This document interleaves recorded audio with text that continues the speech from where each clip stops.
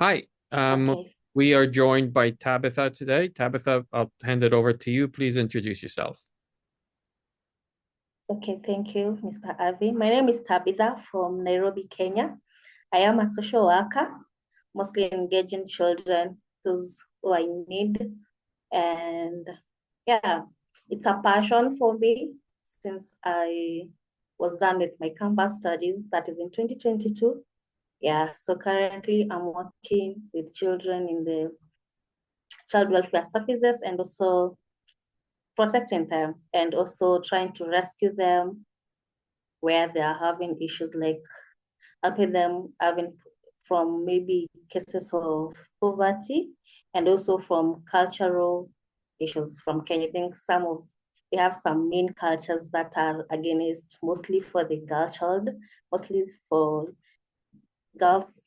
And yeah, that's what I can say we're doing here. Wonderful.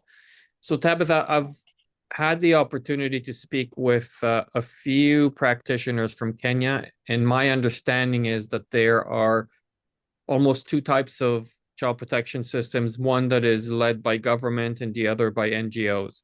Where do you fit? Yeah, in the NGO sector, but we also collaborate with the government. Got it. And so the other uh, element was that within the NGO sector, the practitioners who are working with Kenyan population or other populations that are migrating into Kenya. Where do you fit there in that scenario? I'm working with the population, like not the refugees or those who are coming to Kenya, but the Kenyans. Wonderful. Yeah. So yeah, because we've had several of your colleagues, and I think now we have a much better understanding of the child welfare system in Kenya. So tell us a little bit about what you do every day. What does your typical day look like? What are the types of cases that you work with? Maybe some of the issues that you come across. Okay. Thank you for the question. So most of the cases that I deal with, we have children who are orphans. So our purpose is to rescue them and also neglected children or abandoned. So our purpose is to help them to get quality education and basic needs and also health. So when we rescue a child and bring them to get those services, usually enroll them into school. And my work or my daily activities is to follow up with their cases at school, how they are doing, offering counseling to them, and also try to understand their case history, taking notes, and try to understand if they're having any underlying emotional issues or psychological issues, and now start working together with the help of a therapist and to help them improve and also show them love and care, because mostly if for those who are abandoned, that is something that they lack or they don't have, or for those who are orphans. Yeah, so and also if anyone is sick, we usually make sure they get quality or they access health services and follow up with school to also check what they are doing. And when a child is being enrolled into our organization, we also follow up and try to help them even their daily activities, like helping them with homework so that you can bond and also they are able to trust you and open up. Okay, thank you. In Tabitha, in your situation, how do you hear about these children? Is this through a referral system? Sorry? How do you come to hear about a neglected or abandoned children? Is it because of referrals? Someone calls the organization? Oh, most of the referrals we usually get from the government, the children's officers. Yeah, you find maybe someone from the community reported that maybe from their community, this a child or there's a certain family, they are going through this and they are not able to afford basic needs and from there, we do follow-ups. We go to check their home areas, and from there we can access how need or how can they get, how can we help from that. Yeah, so most of the children usually get from the government officers, and also from also referrals. Okay. Yeah, Okay. both. We can say both. Yeah. So so you said that you would go to the house. You get a referral. So I'm assuming you have a caseload of families, and then you go. What do you look for? Do you have any standards that you apply? Give us a sense of your assessment of whether children are neglected or abandoned. How do you come to the conclusion that yes, this child is neglected versus another child that's Okay. not neglected? Okay. For neglected children, we usually find that maybe their mother left them. Like we had a case where we had four children, and the girls, they are almost being preteens, and for them being left by the mother for around 3 months, the mother usually leaves them to go maybe to look for greener pastures or to look for food, to look for work, so that you can be able to provide for them.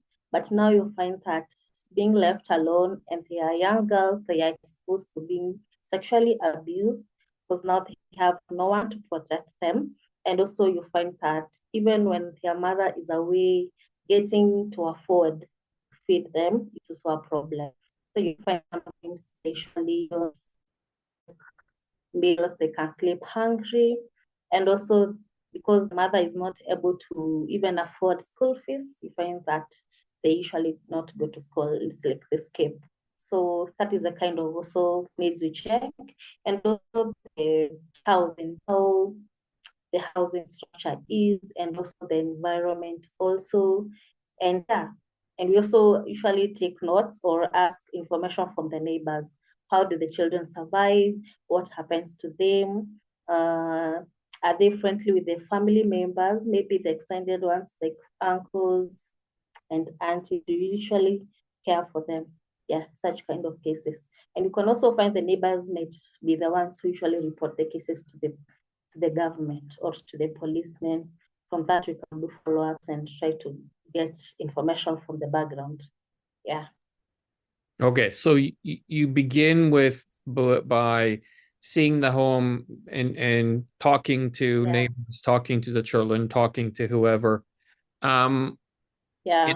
and then you come to a decision. Do you have standards or a tool or that's applied equally to all families, or is this based on like what? How do you make your decisions? Are they is does do organizations standardize or give you um, protocols or tools to follow to make your decision? Okay.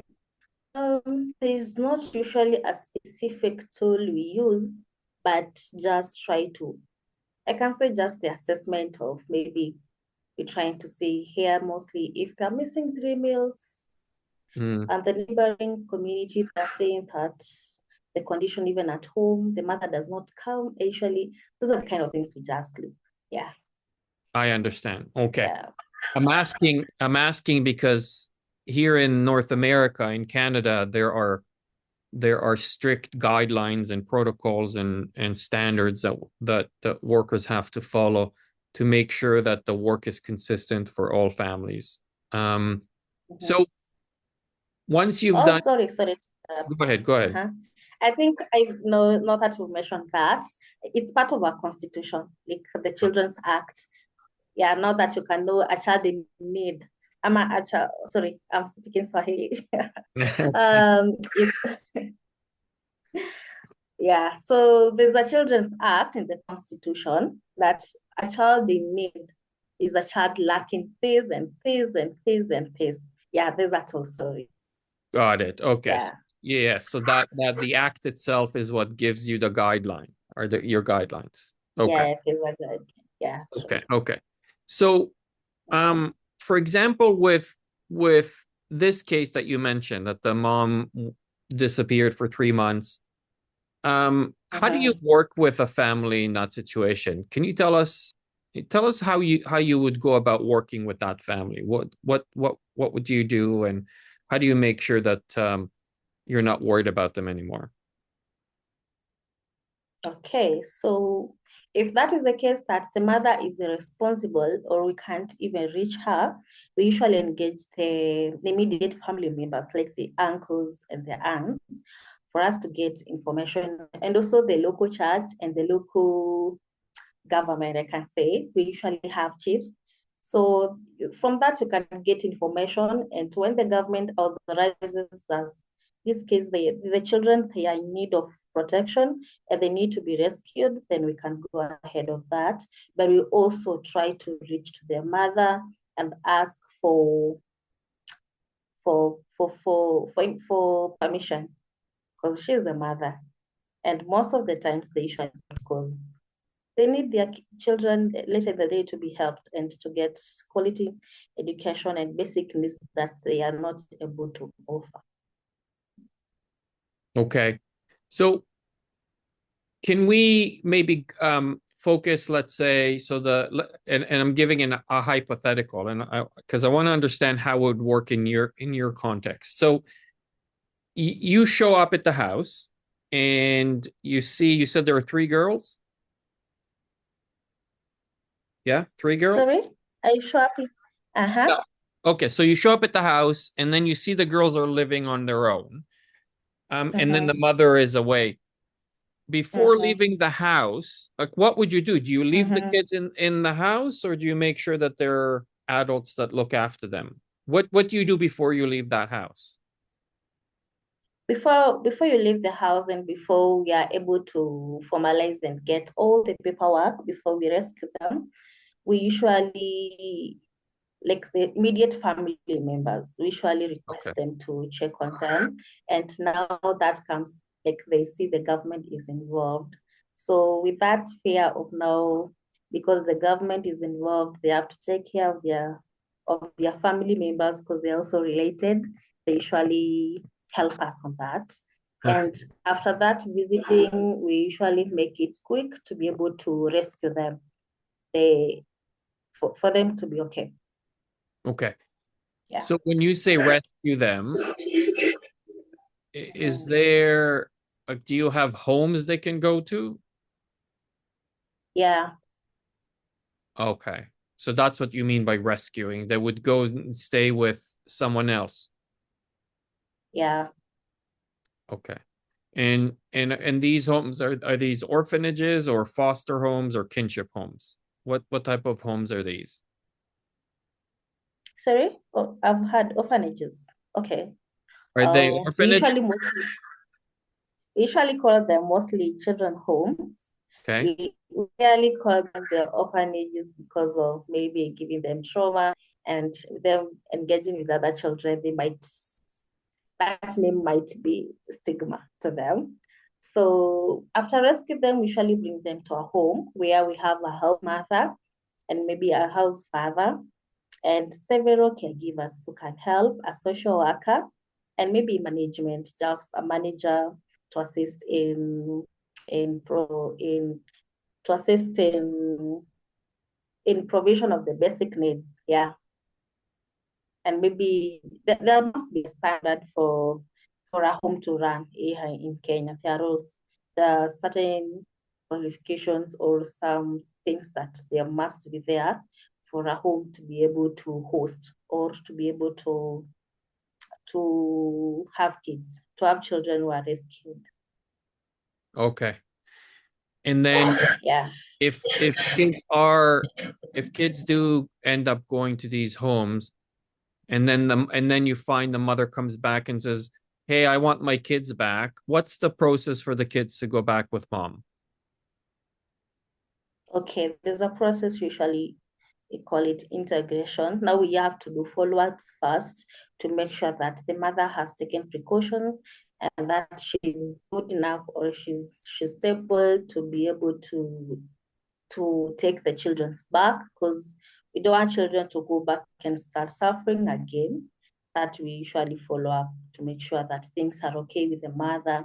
And if possible, the mother can go through counseling for her to be okay. Because mostly for those who neglect, maybe they've gone through psychological issues that have led them to neglect their needs as mothers.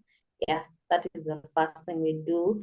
And we also do follow-ups and make sure also the mother bonds with the children now that they have been away for a while, so that they can have that bond, attraction, that mother-child bond.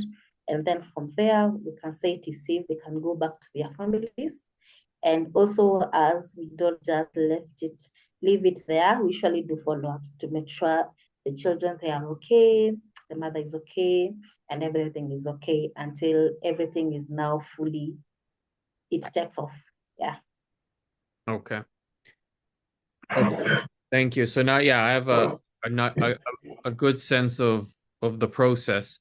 Um, you talked also, so we talked about neglected children. What about abandoned children? Um, what happens when someone reports an abandoned child? Okay, for an abandoned child, it might be a case of different. We usually find that homes that are different, they usually do like from what I've explained, you can find maybe a home specifically does that, and the others that focuses with totally abandoned children, where after that they can get them to foster care or adoption, I see. Okay. especially if they are young children. Because now that one, it can be so hard to trace families. Hmm. But if it happens, most of the times it's hard. So they usually go to adoption cases and foster care, because there are also families that maybe they have struggled to have children, they are willing to adopt, or foster cares, they're willing to offer that. Okay. And your foster care program, is there do couples have to apply and participate in a Yeah, process? Yeah. Okay. yeah, Okay. So there are couples who are waiting to adopt, to foster and then adopt. yeah, sure. I see. Okay. What are some of in your situation in the work that you do, what are some of the biggest challenges that you come across that make your job harder, that maybe the Mm, public doesn't know or doesn't understand?